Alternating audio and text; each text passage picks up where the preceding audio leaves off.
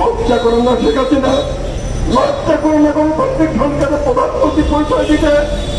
এই লজ্জা যদি থাকতো তাহলে উনি প্রধানমন্ত্রী পরিচয় দিয়ে ওই অপদার্থ দুর্নীতিবাজ মন্ত্রীরা, অযোগ্য অপদার্থ দুর্নীতিবাজ লুটেরাদের সরকার চালাচ্ছেন শেখ হাসিনা। স্বীকার করুন আপনি লুটেরাদের সরকার চালাচ্ছেন কিনা। সব লুটপাট করছে। এদের কি কোনো বাঁচাচ্ছেন? এই দেশের জন্য আমরা যুদ্ধ করলাম, লড়াই করলাম, কেন আমার ভাইরা, কেন আমার সাধারণ কর্মীরা তাদেরকে মিথ্যা মামলায় জেলে পুড়িয়ে রাখা হবে? জনগণের টাকায় ওই লিডিং প্রতিষ্ঠানগুলো গড়ে ওঠে, আর্থিক প্রতিষ্ঠানগুলো গড়ে ওঠে। সমস্ত ব্যাংক, বিমা, আর্থিক প্রতিষ্ঠান লুটপাট করে লোকেরা দুর্নীতিবাজ ব্যবসায়ীর নাম করে গ্রিন ফিল্ডের উপরে কোম্পানির নাম দেখিয়ে রেজিস্ট্রেশন করে কোটি কোটি শত কোটি টাকা নিয়ে তারা সম্পূর্ণ ব্যাংকগুলোকে আজকে ডলারে করে দিয়েছে।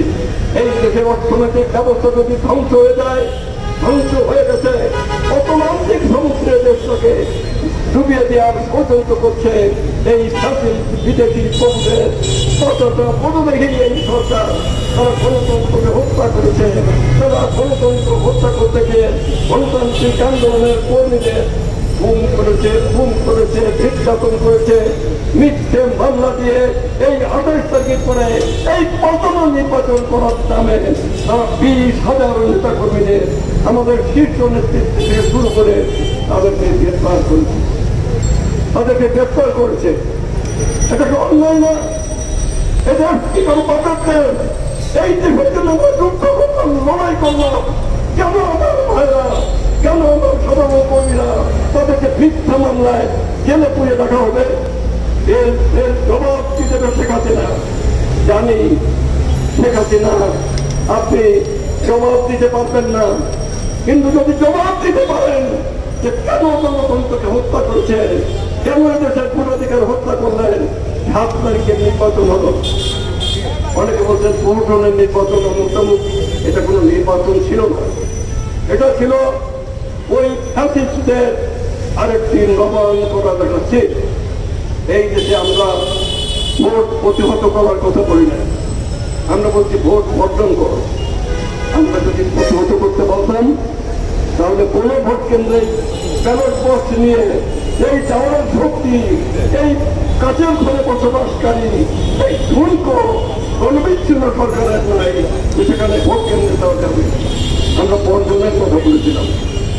এদেশের 95% মানুষ কোনো কোনো জায়গায় একেবারে 2% ভোট করে নাই, তারা ঘৃণা ভরে প্রত্যাখ্যান করেছে।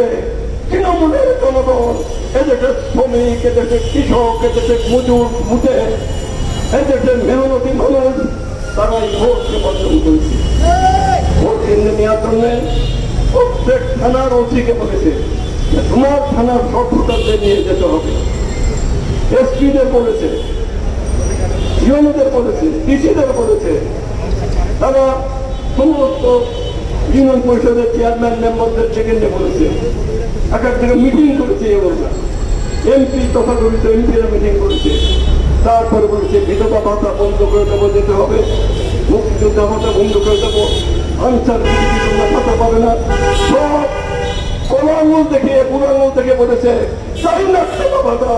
এই ঢাকা শহরে থেকে আমি দেখেছি এই রিক্সাওয়ালা ভাইরা যাচ্ছে, রিক্সা চালিয়ে তারা স্লোগান যাচ্ছে ভোট পড়তেন, ভোট পড়তেন, কারণ ওদের তো হারানোর কোনো ভয় নেই। সারাদিন হাল ভাঙা পরিশ্রম করে এই নদীর মধ্যে মেহনত করে, এবং কোনোদিন এই রিক্সাওয়ালারা আমি দেখলাম না কোনোদিন রিক্সা উঠলে আমি কত ভাড়া দেবো বলে যে আপনি দিনাজপুর সিটে দিয়ে দেন।